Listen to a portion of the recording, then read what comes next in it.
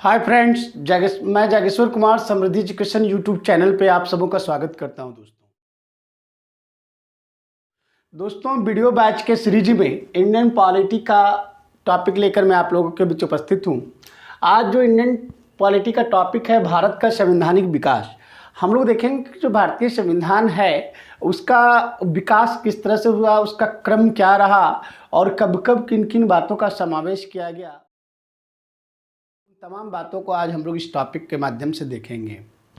तो दोस्तों इसमें बहुत सारे एक्ट हैं, बहुत सारे एक्ट्स को पढ़ना है। अगर एक्ट को अगर आप पढ़ना शुरू करें तो काफ़ी समय लगेगा और काफ़ी लंबा होता है, लेकिन हम लोग को पूरा पढ़ना नहीं है क्योंकि हम लोग को एग्जामिनेशंस के दृष्टिकोण से पढ़ना है और एग्जामिनेशंस के दृष्टिकोण से फैक्ट्स को कलेक्ट करना है।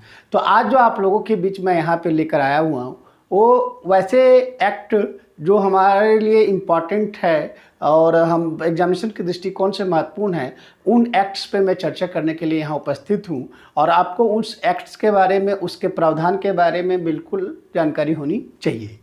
तो दोस्तों पहला आप देख रहे हैं रेगुलेटिंग एक्ट 1773। तो रेगुलेटिंग एक्ट 1773 के द्वारा कलकत्ता में सर्वोच्च न्यायालय की स्थापना की गई। ध्यान रखिएगा, सुप्रीम कोर्ट तो अभी दिल्ली में है, लेकिन रेगुलेटिंग एक्ट 1773 के द्वारा सबसे पहले कलकत्ता में सर्वोच्च न्यायालय की स्थापना किया गया था। फिर आता है दोस्तों चार्टर एक्ट 1833। तो चार्टर एक्ट 1833 का क्या खासियत था? भारतीयों को भारत के प्रशासन में भाग लेने का अधिकार प्राप्त हुआ। जो भारतीय थे उसको भारतीय प्रशासन में भाग लेने का अधिकार मिला, राइट मिला चार्टर एक्ट 1833 में, इसलिए यह महत्वपूर्ण है। फिर है भारत परिषद अधिनियम 1892। भारतीय विधान परिषद को बजट पर बहस करने का अधिकार प्राप्त हुआ। क्वेश्चन पूछ देता है दोस्तों कि भारतीय विधान परिषद को बजट पर बहस करने का अधिकार किस अधिनियम के द्वारा प्राप्त हुआ? तो वह अधिनियम था भारत परिषद अधिनियम 1892।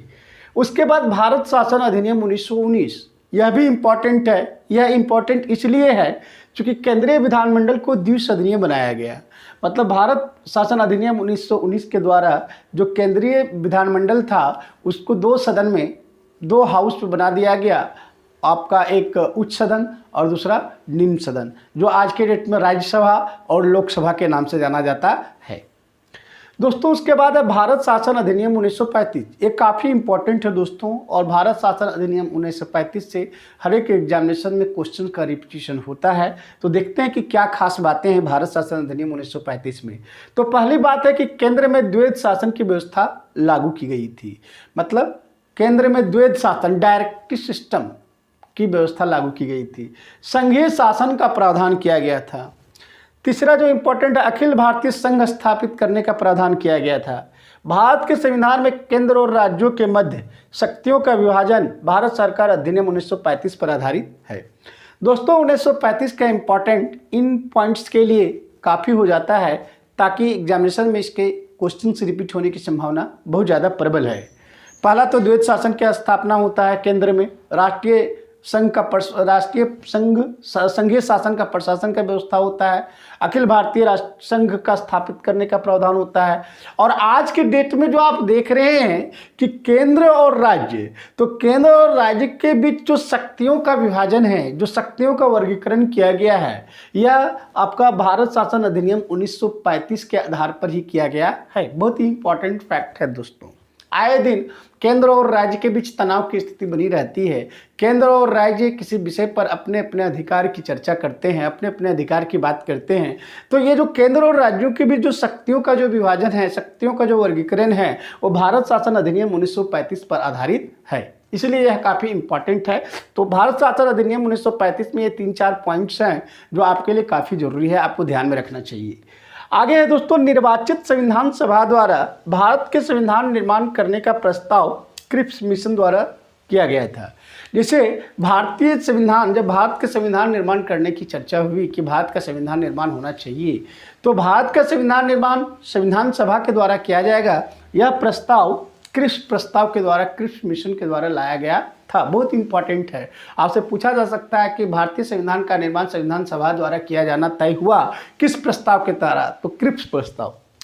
कैबिनेट मिशन 1946 के अंतर्गत संविधान सभा का गठन किया गया। ध्यान रखिएगा, संविधान सभा के द्वारा भारतीय संविधान का निर्माण हो एक क्रिप्स प्रस्ताव के द्वारा लाया गया था, लेकिन वो संविधान सभा का जो गठन हुआ वो कैबिनेट मिशन 1946 के द्वारा किया गया।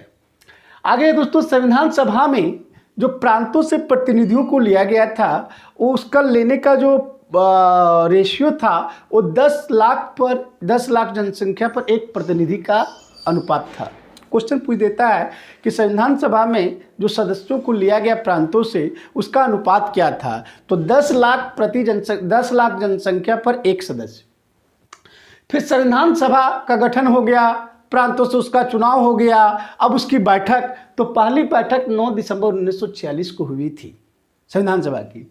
और भारतीय संविधान का जो पहला प्रारूप तैयार किया गया था वो सर BN राव द्वारा दिया गया था। ये भी काफ़ी इंपॉर्टेंट है।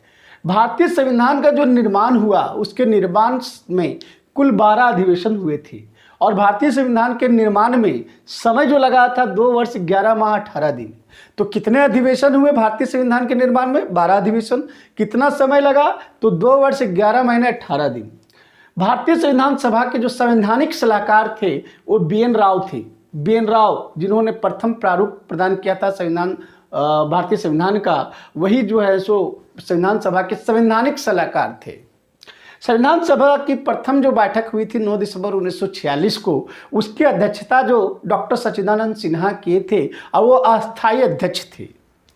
26 नवंबर 1949 को भारतीय संविधान को स्वीकार किया गया। भारतीय संविधान को जो किया गया वो 26 नवंबर 1949 को, लेकिन भारतीय संविधान पूर्ण रूपेण जो लागू हुआ वो 26 जनवरी 1950 को। यहाँ कन्फ्यूजन हो जाता है दोस्तों, स्वीकार किया गया 26 नवंबर 1949 को, लेकिन लागू हुआ 26 जनवरी 1950 को। आप ध्यान रखेंगे, भारत का संविधान मूलतः 2 भाषाओं में लिखा गया था, हिंदी और अंग्रेजी में, और जितने भी संविधान सभा के सदस्य थे ये दोनों प्रतियों पर हस्ताक्षर किए थे।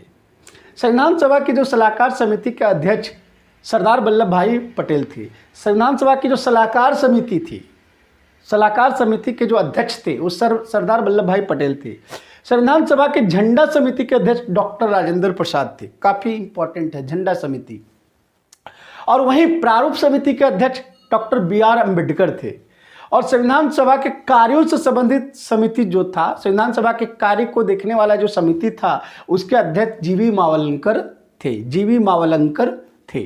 तो दोस्तों ये आपका भारत के संवैधानिक विकास का क्रम है और किस किस तरह से कब कब क्या क्या घटनाएं घटी भारतीय संविधान के निर्माण को लेकर, तो इससे रिलेटेड पॉइंट्स आपको ध्यान में रखना है। इसमें अब आप अगले वीडियो में मैं चर्चा करूंगा कि संविधान सभा में जो महत्वपूर्ण सदस्य थे वो कौन कौन से सदस्य थे जिसकी भूमिका संविधान सभा में अत्यधिक की मानी जाती है और जिसे हम लोग को ध्यान में रखना चाहिए। तो अगले वीडियो में हम लोग देखेंगे संविधान सभा के सदस्यों के बारे में और कुछ इंपॉर्टेंट पॉइंट्स, इंपॉर्टेंट टर्म को हम लोग देखेंगे जो एग्जामिनेशन के दृष्टिकोण से, एग्जामिनेशन के प्रोस्पेक्ट से काफ़ी महत्वपूर्ण माना जाता है। तो दोस्तों अगर ये वीडियो पसंद आ रहा है तो प्लीज़ आप लाइक कीजिए, सब्सक्राइब कीजिए और अपने अधिक से अधिक दोस्तों को शेयर कीजिए ताकि यह वीडियो उन तमाम लोगों तक पहुँच पाए जो ग्रेजुएट हैं और जो JPSC की तैयारी कर रहे हैं। मैं उन तमाम लोगों से आग्रह करना चाहूँगा कि अगर आप ग्रेजुएट हो तो डोंट मिस योर चांस, आप अपने मौका को मत गवाइए। आप फॉर्म को फिलअप कीजिए और समृद्धि एजुकेशन यूट्यूब चैनल से आप जुड़िए। समृद्धि एजुकेशन यूट्यूब चैनल आपके लिए पर डे आपका कंटेंट दिया जाएगा जो सिर्फ और सिर्फ JPSC टारगेट होगा, वीडियो बैच होगा। उसमें JPSC को टारगेट को लेकर ही सारे कंटेंट्स को डाला जाएगा। इसलिए कंटेंट की चिंता आप ना करें दोस्तों, आप सिर्फ पढ़ाई अपना निरंतर जारी रखें और वीडियो से आप अपडेट रहें। तो आप प्लीज़ सब्सक्राइब कीजिए और बेल आइकन के बटन को दबाइए ताकि जो भी वीडियो यहाँ अपलोड किया जाए सबसे पहले आप तक पहुँचे और सबसे पहले नोटिफिकेशन आपको मिले। तो प्लीज़ बेल आइकन को दबाना ना भूलें, सब्सक्राइब करना ना भूलें और अधिक से अधिक दोस्तों को शेयर करें। धन्यवाद दोस्तों।